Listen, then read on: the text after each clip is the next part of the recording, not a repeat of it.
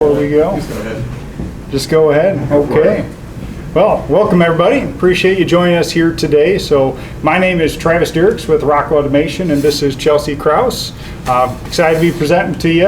Our understanding is that you guys are the information assurance student group. Could be coming from a lot of different backgrounds for this discussion. I know we had an engineering conversation, MIS conversation, as well as a cybersecurity major when I initially got here. What other kind of majors do we have in the room? Computer science. Computer science, welcome. Software engineering. Software engineering, okay. Does that cover most of you? Okay, good deal. We want to make sure we're providing the right information to you guys. We're here today to be talking about cybersecurity in reference to industrial security, what the kind of the impact is for you guys and why manufacturing matters, what we're seeing from a security approach in industrial manufacturing, and then the types of opportunities that be available to you. But at the same time, this is a discussion for you, and we're hoping to provide you value. So if you have questions or comments, feel free to speak up, and we'll try and answer the best of our abilities. So with that, we'll get kicked off with introductions. Would you like to have a quick introduction? All right. Hi, everyone. My name is Chelsea Krause, and I am an architecture and software lead for Rockwell Automation, and my territory is kind of the state of Iowa and St. Louis area. So my background is actually in chemical engineering. So I went to Mizzou, or the University of Missouri, and got my degree in chemical engineering. And then I went to Rockwell Automation and kind of went into the industrial automation space. I did a lot of software installs and troubleshooting for my first 5 years at Rockwell, and then I moved to Iowa last year and took over this architecture and software lead role. Perfect. Thank you, Chelsea. And like I said before, my name's Travis Dirks. I am a channel account manager here in Iowa, helping support our limited distribution model with our distributor Van Meter. And leading up to here, I studied mechanical engineering at Iowa State, graduated in December 2015, joined Rockwell Automation shortly thereafter as an industry account manager, helping support end users like Cargill, Bridgestone, those types of applications and customers, and recently transitioning into this role. As part of that, have the opportunity to work with Chelsea on industrial security applications and how those conversations are changing. So I'll be handling the why manufacturing matters portion of today's conversation, and really the big thing here is to help you understand that there's a lot of opportunity out there for you. So there we have increasing global competitive pressure, so everybody wants to produce more with less, and everybody else can produce it too. So how do you make sure you stay relevant in today's world with industrial manufacturers? And also, there's a lot of people retiring and a lot of people that don't have the skills necessary to continue operating those facilities so that they can be taking care of the growing population and the growing demands that we have as a global community, right? And as they're doing so, they're trying to enable a connected enterprise and Industry 4.0 and their digital initiatives, but at the same time, that comes with risks related to security in particular. So we're putting a lot of effort in there to make that a reality. The big thing is there's a lot of jobs out there for you today, and there's a lot of people trying to do more with less, so trying to put you in a position to capitalize on that. You should be hopefully excited for the career opportunities ahead. If not, I apologize. How many of you guys have been through a manufacturing facility? Gone on a tour? Yeah, where did you go? John Deere. John Deere, that's a great one. I live right down the street from John Deere, so I live in the Ankeny area. Any other tours? Yeah? Or security at Bridgestone Firestone. Oh, perfect. Yep, that's another one of our customers. Any other ones you guys have heard of in the area? What about 3M? John Deere's a good one. Tones, B&G. What other ones are in the area around here? So we got Danfoss. Even the USDA facility on the north side of town here could be applicable. Where is everybody here from, I guess? That's also partially drives the type of customers and industries you may know. Yeah, you might have heard of like P&G, Kraft, 3M, Quaker. I already mentioned 3M.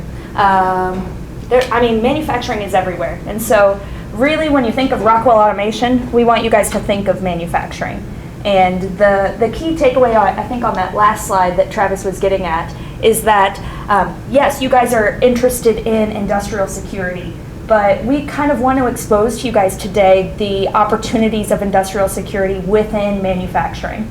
So the number right there on the bottom left-hand side, 220,000 new engineers are needed in the manufacturing industry every year until 2022. So that's the time when you guys are all going to be graduating, correct? That's how many engineers and people in the manufacturing space are needed. So even if you're not an engineer, even if you're a computer science major or something similar to engineering in these STEM fields, all of these people are needed in the manufacturing industry. So sorry I cut Travis off, but. Oh, good comments. And this slide really goes back to that too, is as it's growing and they're trying to implement new projects for their digital initiatives, and they're under these increased pressures to be more secure because there's more competitors out there, they need to have a plan. And most people don't, is the sad reality, but most people expect to be getting a lot of value and a lot of impact from that, right? So how are we going to help them be positioned to capitalize on that, as well as supporting you to be in a position to help them capitalize on that and take those next steps in their journey? So a little bit about Rockwell Automation. Like Chelsea noted, when you think of Rockwell Automation, we hope you think of industrial production, right? So we are an industrial productivity company. We work with our customers across all industries to enable additional productivity so they can be getting more out of their systems and producing more to take care of their customers and their communities. Globally, we have over 23,000 employees, and we are supporting anywhere in the world. So from a perspective for us, if there's a particular place you want to go, if there's a particular type of customer you want to help support, we touch them all, and we have the opportunity to make an impact with them all. So if there was an opportunity with Rockwell, it may be worth exploring for you, and we hope that you would take an interest in that.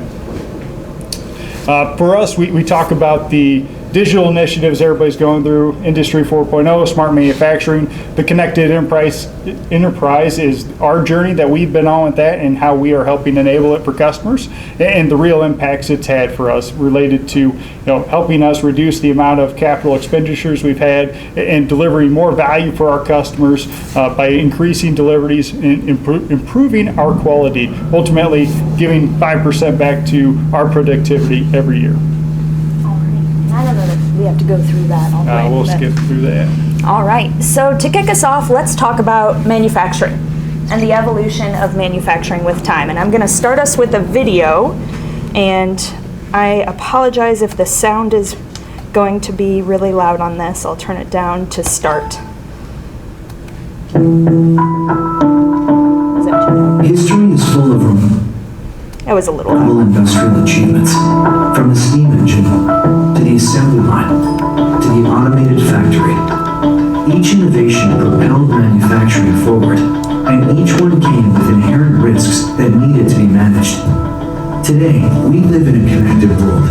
The industrial Internet of Things and the increased connectivity that comes with it are driving manufacturers to evolve at an unprecedented rate. This latest wave of innovations also has inherent risks. Although they are more difficult to see, these threats are real. How you handle them is what's important. The way this potentially impacts business value for customers is a cyber threat on their plant floor can literally shut down their operation. Applying cybersecurity to your manufacturing environment, your industrial control system environment is about being able to manage your enterprise risk. You have an actively managed environment where you are in control versus having to react to something. Forward-thinking companies use strategies and tactics to proactively manage risk and help minimize or mitigate threats. These solutions also help them implement stronger security controls that help protect their operations and intellectual property. Companies that are still evolving their cyber strategies are forced to follow a more reactive approach, which can result in disrupted production operations, unplanned shutdowns, and even hundreds of millions of dollars in lost revenue and damages. These attacks, both incidental and malicious, are happening to small and large manufacturers, and they are getting more sophisticated and pervasive. A recent incident involved the world's second largest confectionery company, which reported a 5% drop in quarterly earnings due to a cyber attack that disrupted operations. It's estimated that unscheduled downtime costs manufacturers $20 billion each year.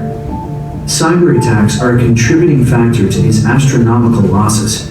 Physical security strategies are no longer enough to protect production operations. Today, manufacturers also need to understand and assess their industrial cybersecurity posture. Rockwell Automation's approach to industrial cybersecurity is holistic and proactive, meaning we offer solutions and services before, during, and after a cyber attack. We offer consulting services like risk assessments. We offer asset inventory services to practically understand what you own, qualified patch management services, all sort of before, things you do to ensure your environment is more secure proactively. We offer things that happen during an attack, detection services, understanding and monitoring that environment and what's happening with that environment, as well as services after something may happen to help you recover and restore from an incident. I think what we bring to bear here is very strong expertise on the plant floor, automation, critical IP, and data, and can blend that together with a strong team of consultants that have expertise in cybersecurity. So I think that combination can help our customers feel comfortable that Rockwell Automation understands the challenge, understands what they're up against, and can help them implement the best security solutions possible. Cybersecurity is not a project. It's not a once and done. It's a never-ending journey, because the threats are going to continue to evolve. It's not a question of if, it's a question of when. As technology continues to evolve and industrial networks, plants, and suppliers become more connected, manufacturers need to take steps to protect their operations and their brands. No matter where you are on your industrial security journey, Rockwell Automation provides a holistic approach that can help you secure and maintain your infrastructure, protect your assets, and optimize your overall performance. Learn more at rok.auto/security services. All right. Maybe a quick comment there, Yeah, Chelsea. go ahead. So, just out of curiosity, as I was watching this, I remembered, what are you guys considering for career paths as you support, kind of explore cybersecurity? Are you looking at industrial manufacturing? Is that something you've thought of before? Or are you looking at, you want to go work at the bank and make sure people can get in their bank accounts without people stealing their money type of applications? You're shaking your head, Cole? What, are you looking at both, or are you just saying yes? I'm more into Being renting, nice? honestly. You're what? More into the renting side of things. Okay. Cool. Yeah. Embedded systems security is pretty cool to me. Okay. So industrial systems or obviously embedded systems. Perfect. Yeah. How about the rest of you? We got these two folks up front. Whoever offers me a job, anyone?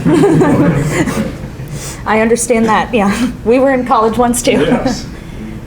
And so part of this conversation, just want to make sure you continue to explore this option and make sure we bring kind of the facts of the opportunities that are available to you within the field. And we're also not just kind of saying industrial security and you don't think it applies to you. We want to make sure we're tailoring the conversation to you as part of that process. Thank you, Chelsea. Perfect. So how many of you guys have heard of the Industrial Revolution? Yeah. So what happened during the Industrial Revolution? Aren't we on 3 now? Depends. We could be, yeah. I mean, it depends which ones you classify as industrial revolutions. But the current boost in manufacturing and operations and the current boost in the economy right now, many people are calling it Industry 4.0 or connected operations. Or I've heard other ones like, what is it, something 2025, manufacturing 2025. And so there's a lot of terms out there for this third or possibly even fourth industrial revolution that we're coming into. But the idea behind it is we all started long ago with a lot of manual labor. And then automation came into the scene and we started to automate manufacturing processes. And so that's where we start out, where we have a product or a machine or a robot that's building something. It's part of the manufacturing process. And so what if we could make that robot or product smart? What if we could collect data from that product? And the next step is a smart connected product. What if we could collect data from that product and see it on our phones? What sort of insight would we have about it? What sort of improvements could we make to our process, to manufacturing in general? What about connected systems? That's a smart factory. What if we had the situation where all of our components are connected together so we can make insightful decisions about our manufacturing process in runtime so that we can make a better product, save money, and make it faster? That'd be great. And that's where the world is going right now with this Industry 4.0 industrial revolution, if you want to call it that. So, with that, the industrial Internet of Things. How many of you guys have heard of IoT, or the Internet of Things? So it's happening in the industrial segment as well, the industrial Internet of Things. We just threw an I in front of the IoT. But the idea behind it is the Internet of Things isn't set to just your home thermostat and your phone and your computer. What if we could put sensors on a manufacturing line and know that our sensor is going to go out or is cloudy or dusty or dirty before a technician could go out there and check on it or clean it? What if we had this sort of data and insight about our manufacturing process by making it a thing and connecting it to the internet so we can collect data from it? So that's where the industrial Internet of Things comes from. More and more devices, especially in the industrial segment on the manufacturing side, are becoming part of this Internet of Things. And that leads to some challenges. And so to enable the industrial Internet of Things, we're seeing a convergence in manufacturing plants between our information technology. That's the part that you're probably very familiar with, keeping the network safe and secure. So typically people think that that corresponds to the business network.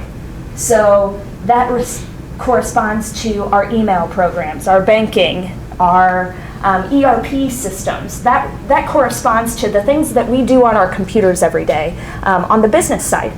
But what about operations technology? Is that a new term to you guys, or are you familiar with operations technology? Some shaking heads. So operations technology is the technology on the side of the manufacturing plant that makes the product. It's the technology that keeps the plant up and running with production. So imagine, for example, a wastewater cleaning system or a drinking water cleaning system. So many of our water facilities uses operations technology to make sure that we're continuously cleaning water. What if that system goes down? That's a problem, right? You know, if we can't clean the water anymore to have safe drinking water, safe, we're not pouring dirty water into our streams and rivers, that's a problem. And so that's where operations technology comes in. It's less about keeping the network safe and secure, that's important, but keeping the plant up and running. So in order to enable the Internet of Things, we have to make sure that we have an IT and OT convergence, so that we have the safety and security when we're adding all of these devices to our network, so that other people can't come in and tamper with our devices, can't create threats. We don't want people going in and adding, hurtful chemicals to our oatmeal in the morning, do we? Imagine how that could, any sort of manufacturing process. Imagine how someone with malicious intent could come in and drastically change a recipe on something. Or maybe, let's not clean the water as well. Let's turn some systems off or turn the pumping down. That's dramatic and a terrible response. So we have to have this IT-OT convergence to allow the Internet of Things to happen. Yeah?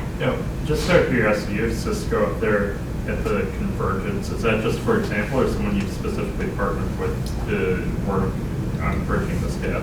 That's a great question. So Rockwell Automation does have a strategic partnership with Cisco.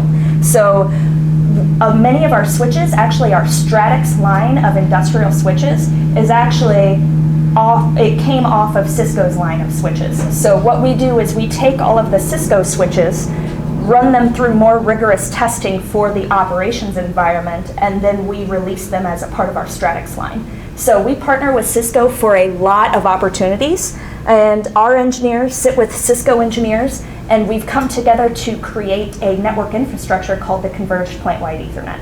Have you guys heard of that term? Oh, I should have covered that. It's not in my presentation today. But Rockwell works very closely with Cisco, and our Stratix switches lines are the same thing as Cisco switches, with a few more testing. All right, so now we're going to go into industrial security. With all these things being connected, we have to make sure that we don't let being connected turn into being infected. That's a problem.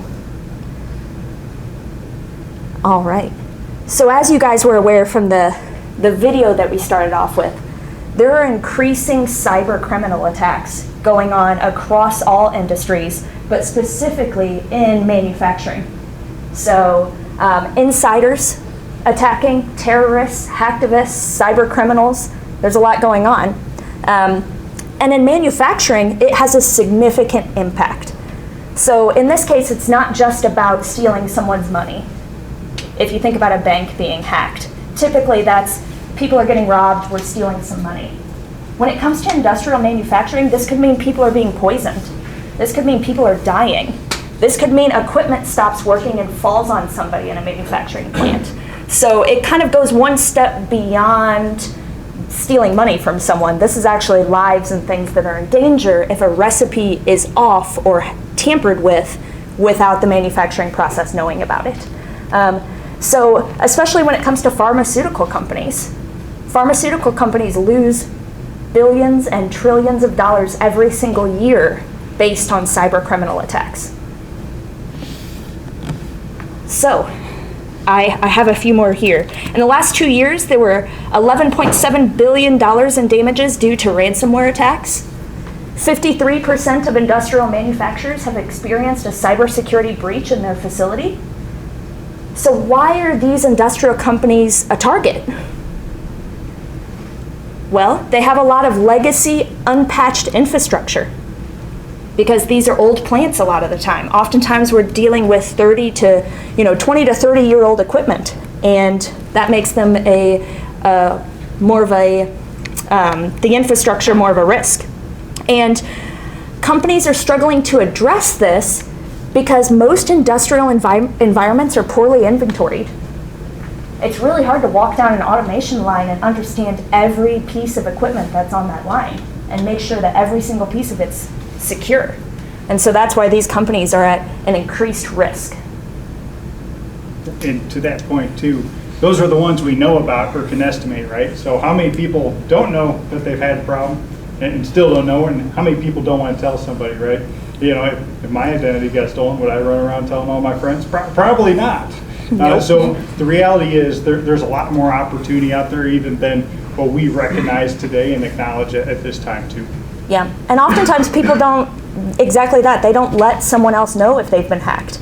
You know, if we think of two companies, Bridgestone and Goodyear, are they going to publicly announce that they've been hacked on their manufacturing line? No, because then Goodyear would know about it, or vice versa. So some of it is that competitive advantage and that intellectual property at stake there. So some challenges, I already mentioned that we have some legacy systems in manufacturing. So it's difficult to keep them up to date. They're unpatched, and oftentimes software that is being used to create a product isn't always upgraded with all of the operating systems. So Windows releases a new operating system every 1, 2, 3 years, and then suddenly Windows 7 isn't good anymore. And so think of the manufacturing environments that are running software to make their product on Windows 7. They're now at risk. So that's one thing to keep in mind. Many of these manufacturing plants weren't designed with the idea of industrial security in mind. So they didn't think that was a risk. Everyone thought that it was just on the banking segment where the risk was. And so there's a lack of segmentation in these areas. Lack of visibility, we talked about that one, and just a lot of other, I won't go through all of them there. So now we're going to go into what is Rockwell Automation's approach to industrial security. And the idea here is there's really not one direct approach or one catch-all solution to industrial security. So in the video, they kept on talking about holistic security, defense in-depth security. And with industrial security, it's harder than that. It goes deeper than that. And that's why it's a great career path for young people like you guys to go into, because it's ever evolving and we're ever going to need more people. So industrial security must be implemented as a system. So the first step was asset inventory. We have to know what devices are out there. What's the firmware on those devices? What's the software on them? What risks do they have? What ports do they have open? We need to have a thorough understanding of what exists on our network. Process integrity. This comes with our wastewater systems or our recipe systems. We have to make sure that our process stays true to the way that we designed it for the safety of the people that are buying our products or drinking our water. So we have to make sure that our process isn't being changed without our knowledge. Lifecycle management. So that comes with that Windows 7 to Windows 10 debate. Manufacturing equipment also has a life cycle and goes out of date and is more risky the older it is. So we have to make sure that we have life cycle management in place to constantly renew our products and make sure they have the most recent security standards. Disaster recovery, that's what happens after an attack occurs. If something goes wrong, we have to have a backup plan. We have to have a disaster recovery, or we have to have all of our programs saved somewhere so that if there's an emergency or even something like a fire in a manufacturing plant that ruins our controller or the brains of the line, if that happens, do we have a backup? How do we get backup online and running, especially in nuclear facilities or in facilities that could be potentially dangerous to the public or the environment? And then we have to have a maximized cybersecurity posture. So we have to make sure that only the right people have access to specific information. So we have to make sure that we are even treating our insiders as a threat and making sure that they don't have access to something they shouldn't have access to. So Rockwell's security approach comes from a lot of different standards, and we work with the ISA and the National Institute of Standards and Technology, and also the Department of Homeland Security. Quick comment, Chelsea. Oh, go ahead. So you have different folks come in and talk to you, right? And they tell you about their companies, they tell you about what they're doing. Do you have many industrial security folks come and chat with you? And is this similar to what you're seeing in their messaging, or similar to the messaging you're seeing from even non-industrial security type of applications?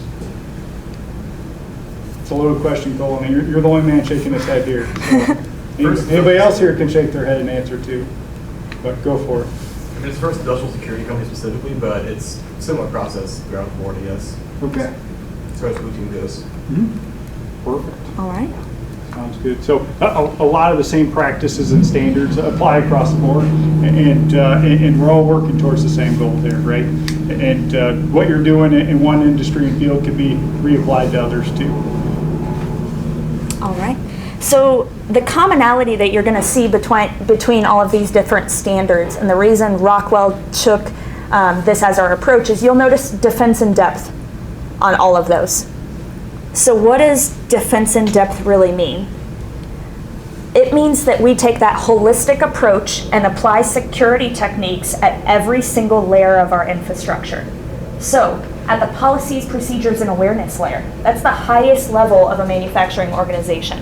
That's the idea that our policies and procedures for our company must be in place so that we have a very secure system set up, so that we don't have people accessing information that shouldn't be accessing that information. And security goes beyond that physical and network layer. So you guys might be very familiar with that, with the physical network. So we're talking switches at this level. We're talking the actual network backbone and infrastructure, the VLANs and subnets and things that you set up within your network to keep it secure and segmented. We also talk about computer security. So a big trend in industrial manufacturing right now is removing the amount of computers on the manufacturing floor because it's hard to maintain Windows. There's a USB port on every single computer that could be a security risk.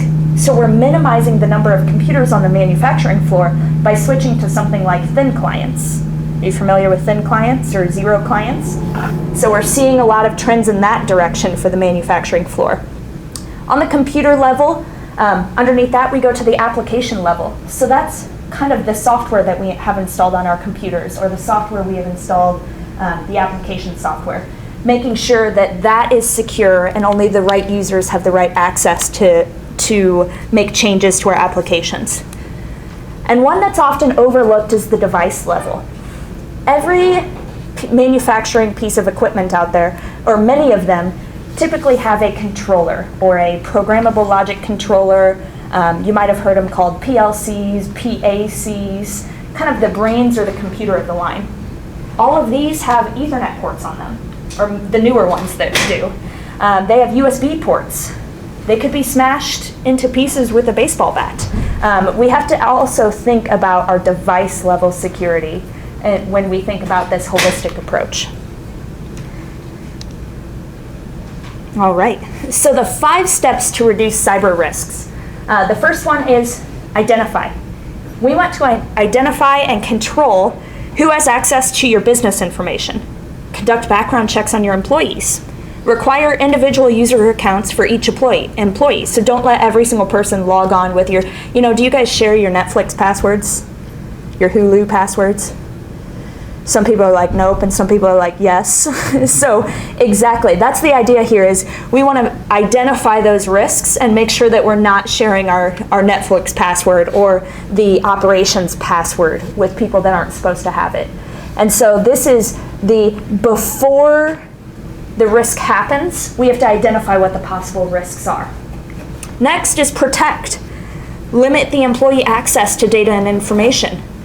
Something as easy as installing surge protectors, putting equipment somewhere that's fireproof or not easily damaged by water or other things, patching the operating system frequently and regularly, installing and activating software and hardware firewalls, securing wireless access points. So this is kind of the step in the process that says, okay, we identified the risks that can happen. Now we're going to protect ourselves from those risks by going through all of those active measures from the device level all the way up to the enterprise level. So we have to think about each layer individually in the process. Next, we have to be able to detect if an attack happens. This one's a little bit harder. Oftentimes, the reason why these cybersecurity attacks are so devastating is because they're hard to detect. It's hard to detect, if you're not checking your bank account every day, it's hard to detect that someone's stealing $1 a day. Think about in a month they have $30. In a year, 365. But would you notice $1 a day? Maybe not. And so we have to be very vigilant about these things and detect even the smallest changes when they're happening. Next, we have to respond. Develop a plan for disasters and information security incidents. So you have to make sure that once you detect an issue, how are you going to respond to that issue? But it's important to keep the manufacturing process going. We have to keep cleaning the water. We have to keep producing the cars because that's business. And then recover. What happens if there is an attack? Do we have the programs backed up? Do we have a second controller on hand to put in? How do we make sure that we can recover quickly from a cybersecurity attack? And this one goes into some of the same things, but it's the before, identify and protect, during, that's the detect phase, and then after, respond and recover. And I mentioned that we have to apply this at all levels of our infrastructure. So our sensors and I/O, our PLCs or PACs and our HMIs, the computer level, and then also on the IT side, our firewalls. All right. I don't think I'm going to go into detail on this one. So, like Travis mentioned at the beginning, we left a lot of time for questions if you guys have them, but there's a lot of opportunities in this industry right now. I kind of did a quick search before I came here today, and these are the number of cybersecurity opportunities in manufacturing right now. So some of these states have job postings of between, the darkest blue there is 18,000 to 72,000 open job opportunities in this space. And so it's an interesting space to be in. I chose the industrial segment because growing up, I kind of watched this TV show. Have you ever seen How It's Made? That's my day job. Like, I go around from plant to plant, seeing these different manufacturing processes and helping them solve their problems.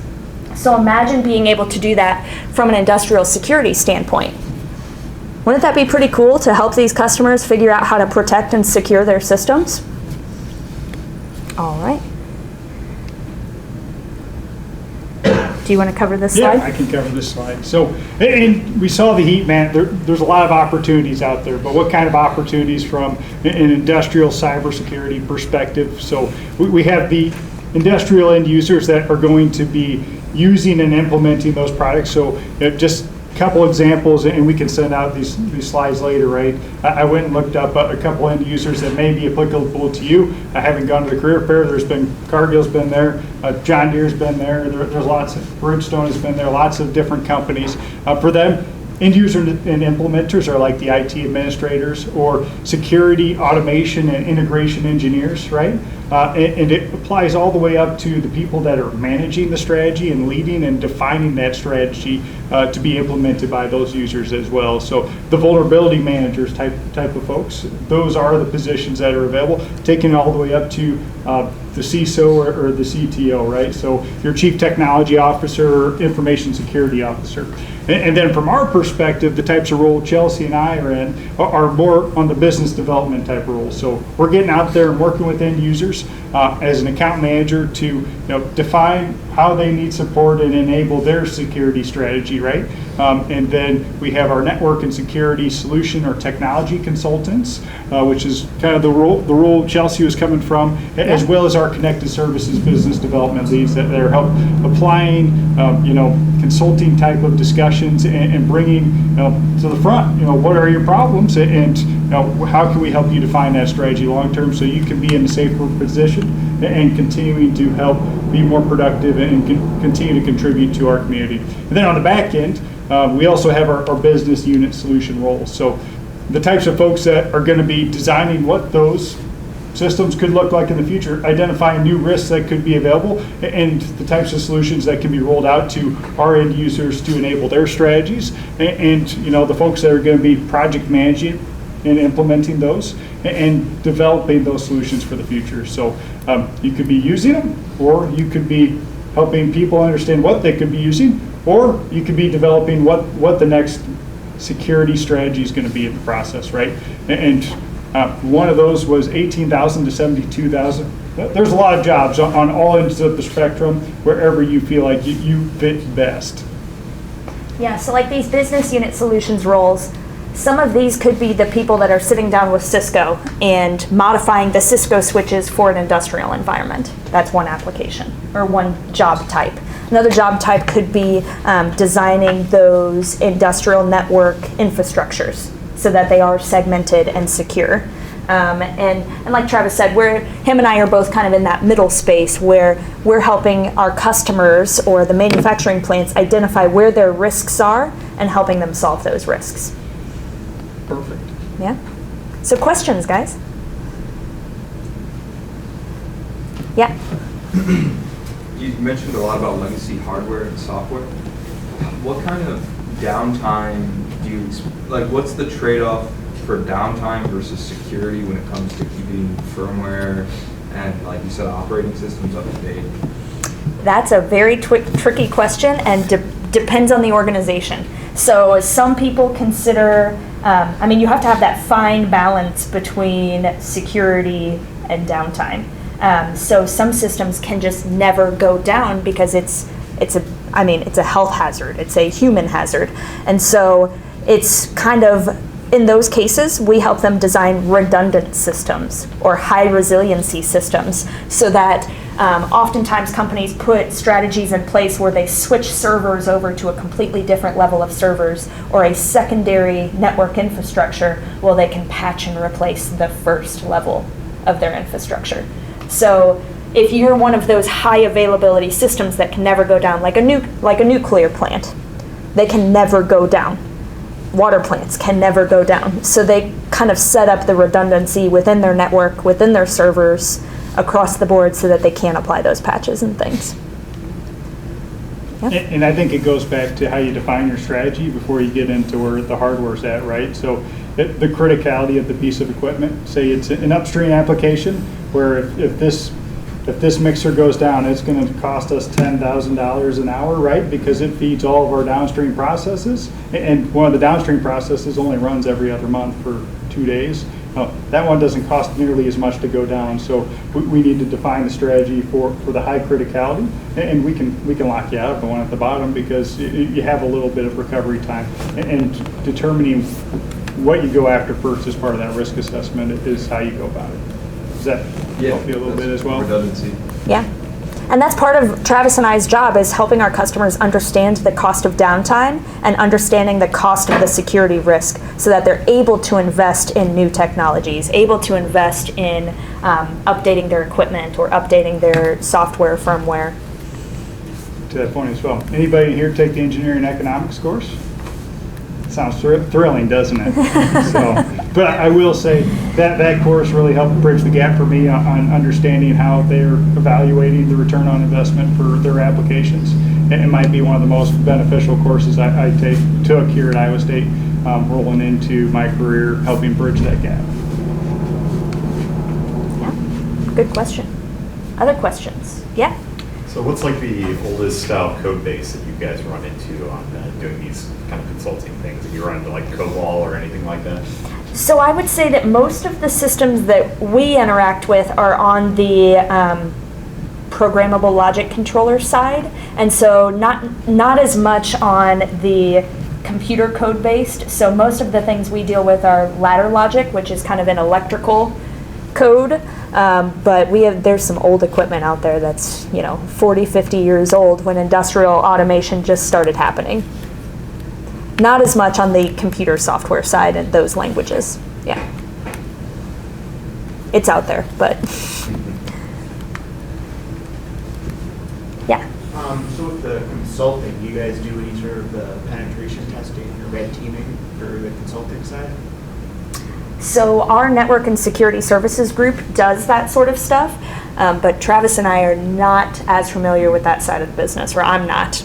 So mine's kind of the base level consulting for the customers to help them identify those risks. But if we have people that need the deeper dives, we have people that do that, just not here. Yep.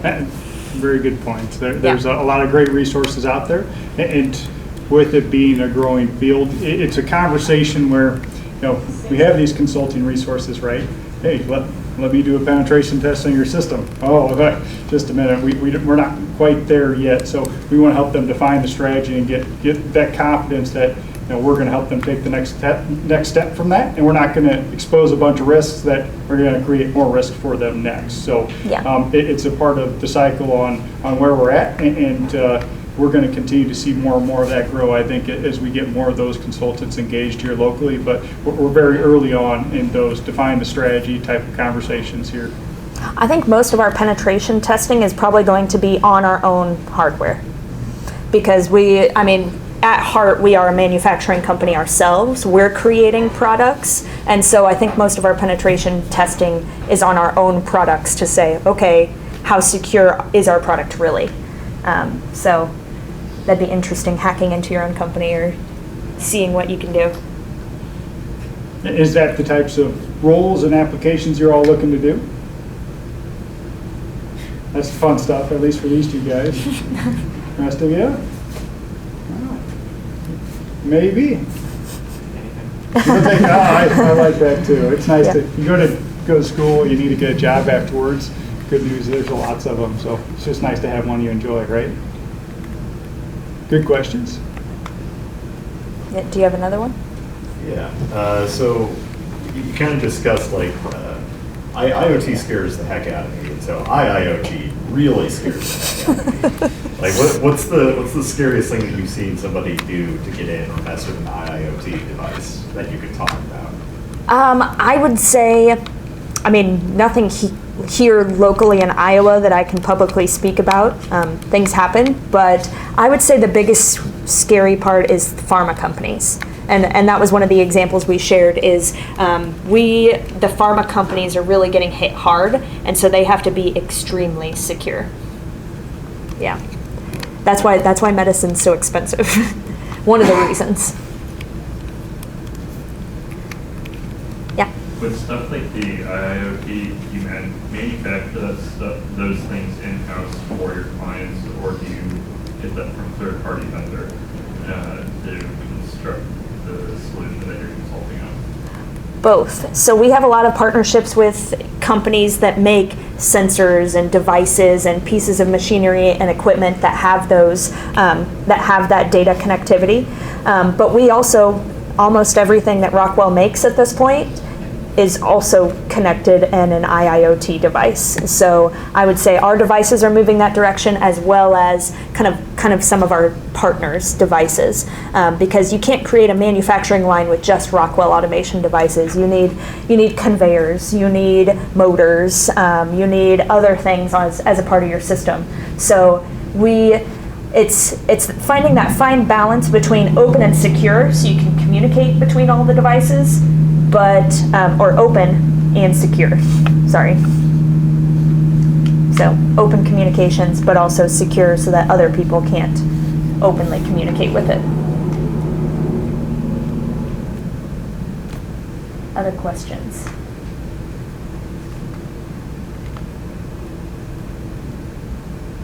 All right, it's definitely a Monday.